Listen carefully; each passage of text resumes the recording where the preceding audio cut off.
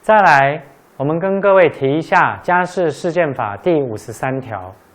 这个在我国的立法史上是一个非常重要的里程碑。为什么呢？刚刚我们跟各位所说明的是，在我国的民事的这一种程序法上面，针对涉外民事事件的国际裁判管辖问题是没有一般性的规定的。但是2012年家事事件法第53条针对跨国离婚有了一个国际审判管辖的规定。第53条规定说，婚姻事件有下列各款情形之一者，由中华民国法院审判管辖。第一款，夫妻之一方为中华民国人，换句话说，夫妻的任何一方具有我国国籍的话，我国法院就有审判管辖权。第二款，夫妻均非中华民国人，而于中华民国境内有住所或持续1年以上有共同居所。这个第二款呢，就是指外国人，不是我国人，但是在我们的境内有住所，或在我国境内持续1年以上有共同居所。第三个，夫妻之一方为无国籍，而于中华民国境内有经常居所。依照他没有任何夫妻的一方，他没有任何一个国家的国籍的时候，但是他在我国境内有经常居所。第四款，夫妻之一方于中华民国境内持续1年以上有经常居所，但中华民国法院之裁判显不为夫或妻所属国之法律承认者，不在此限。这是第一项的规定。第四款呢，它显然的就是不问国籍。你只要是一方在我国的境内有1年以上的经常居所，但是呢，你这个判决呢不为这个夫或妻的所属国的法律承认的话，不在此限。这个是第一项的规定。再来第二项，被告在中华民国应诉鲜有不便者，不适用前项之规定。这个是第53条国际审判管辖的条文。我们要来做一些评视、检讨。刚刚第一款说当事人一方的国籍，第一款夫妻之一方为中华民国人，也就是说以夫妻当事人之一方的国籍来判断我国是否有国际审判管辖权。以当事人一方的国籍呢，并不是一个很好的这个管辖的联系因素。为什么呢？当事人一方的国籍作为管辖联系因素的话，我国籍向我国法院起诉，外国籍跑到他的这个外国的本国的法院起诉，这个会造成国际诉讼竞合，也就是国际平行诉讼。我们在下一个单元就会跟各位提到国际平行诉讼的例子。国际诉讼竞合就是造成国际裁判抵触的根本原因。针对同一个事件，在国际社会上有不同的法院做出不一样的判决，这个会影响当事人实体的法律关系，使当事人实体法律关系跛行化、形态化。所以，与其以当事人一方的国籍，倒不如是以当事人双方的国籍。因为我们都知道，跨国的婚姻常常会让夫妻彼此去取得彼此的国籍，所以跨国的这种婚姻呢，会使得夫妻呢有对方有自己的本国籍以外，还有对方的国籍。在这种情形之下，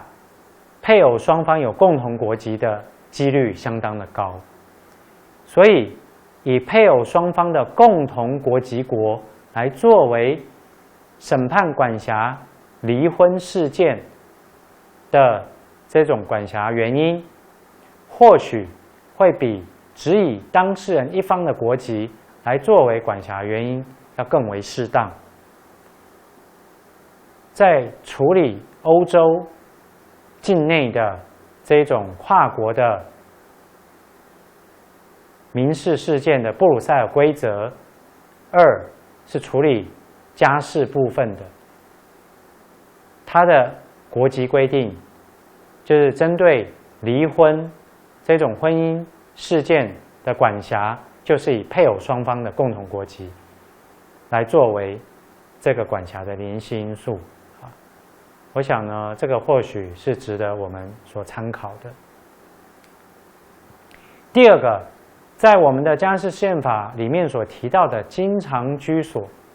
经常居所是指什么呢？这个在我国的其他法规并没有见过这一种用语。你在民事诉讼法或其他的程序法规里面应该找不到经常居所。所以经常居所它究竟概念上指的是什么？它的定义，它的要件，也就是说在我国境内逗留多久能够成立经常居所。这个经常居所是否就是我国国际司法学所谓的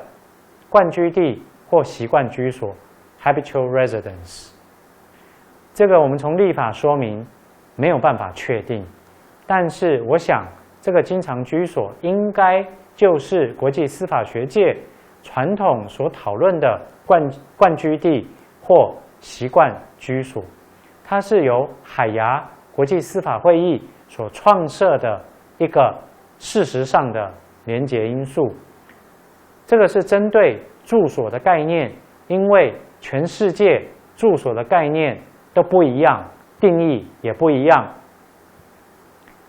举例来讲，我们的民法是一个人只有有单一的住所，但是德国的民法却允许住所复数主义。那我国的民法上面的住所呢，有主观要件跟客观要件，但是日本的民法上面并没有主观要件，所以每个国家的住所的概念都不一样，这个就会发生法律冲突。海牙国际司法会议为了解决世界各国针对住所概念的冲突，创设了一个 habitual residence。我们的国际司法学界传统过去都把它翻译成惯居地或习惯居所。这是一个事实上的概念，也就是不问当事人主观的意愿，而只问客观上他有没有住在这个国家。那这个家事事件法第53条的这个经常居所是否就是指 habitual residence？ 这个我想是的几率应该很高，因为这个立法说明并没有特别的解释这个部分。那 habitual residence 呢？这一次民国100年涉外民事法律适用法的修正，并没有像其他国家把它正式的立法化，反倒是家事事件法53条出现了经常居所。这个经常居所的用语跟对岸中华人民共和国的涉外民事法律关系适用法的经常居所用语倒是一致的。我想这个是非常的巧合。那在法律的解释上面，在我国境内多久的时间会成立经常居所？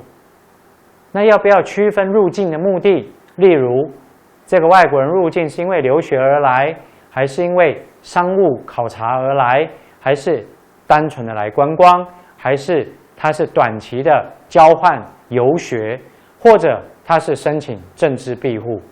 这个要件要不要因为他入境的目的来加以区分？这个我想在我们的立法说明里面并没有详细的说明，这恐怕要留待我国法院的裁判实务来解决这一个问题。本条第2项规定说，被告在中华民国应诉鲜有不便者，不适用前项的规定。这是第1项管辖规定的例外。那什么叫做被告在我国应诉鲜有不便？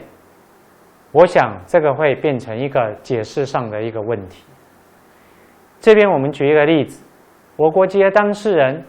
与没有我国籍的外国配偶结婚，定居在外国。依照53条第1项第1款，我们的法院因为当事人一方的国籍而有国际审判管辖权。但是倘若这个定居在外国的我国籍的当事人跟他外国籍的配偶婚姻生变，我国籍的原告回国，依照第53条第1项的第1款的规定请求离婚，依照第1项第1款，我国法院是有国际审判管辖，但依照第2项的规定，这个是否构成本项例外的事由？外国籍的配偶如果他不到台湾来应诉的话，甚至他在外国的法院提起离婚诉讼，这个时候是不是第2项的规定就凌驾，就架空了第1项第1款当事人一方国籍的规定？到最后呢，还是这个第1款国籍的规定呢，它其实在这种情形，它就没有适用的余地。这个时候，事实上是不是它还是以当事人的住所为主？所以用这个例子回到我们对于第1项第1款的检讨，是否以当事人的单方的国籍来作为管辖权、审判管辖权的事由，这个是否妥当，其实是有疑问。那立法理由2，他这边说，为了保障被告的程序权，避免被告应诉困难，参酌民事诉讼法182条之2的立法例，于第2项规定，被告在我国应诉鲜有不便的时候，我国法院对其婚姻事件无审判管辖权，而不适用前项的规定。在这边我们必须要提出来，民事诉讼法第182条之2，它是处理国际诉讼竞合的问题，它是攸关涉外民事事件重复起诉禁止原则的适用，与决定有没有审判管辖权的问题系属2事。它的法律效果是在停止诉讼程序，而不是因为欠缺管辖权而以原告之诉不合法为驳回。这个我想53条的第2项的立法理由的说明，是不是把这2个问题相互混淆？我想这恐怕有检讨的空间。谢谢各位，我们这一个第1个单元的说明到这边，谢谢各位。